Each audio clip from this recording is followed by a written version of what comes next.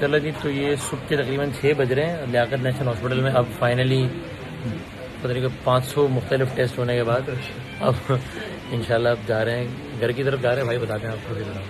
جی آلدو کہ جی doctors recommend کر رہے ہیں کہ آپ رک جائیں، لیکن میرا خیال ہے کہ گھر ذرا زیادہ، کیونکہ میرا خیال نہیں ہے باہر، لیکن یہ نہیں مان رہے تو ٹھیک ہے صحیح، میری نہیں رہا. لیکن جو اس کی وجہ ہے کہ ایک جو ہے جو کندھا تھا یہ تو ڈسپلیس ہوا ہے، ایک پسلی بھی ٹوٹی ہے ابھی جو یہاں کے ہم نے رپورٹ کروائی ہے، اور اس کے ساتھ ساتھ ہارٹ پہ بھی چونکہ کرنٹ لگایا گیا تھا تو وہ دل کی جو ای سی جی کی رپورٹ ہے وہ بھی نارمل نہیں ہے. سو بہرحال مجھے لگ رہا ہے کہ میں ذرا گھر پہ زیادہ کمفرٹیبل ہوں، تو انشاءاللہ ابھی گھر جا رہے ہیں. آپ لوگ دعا کیجیے.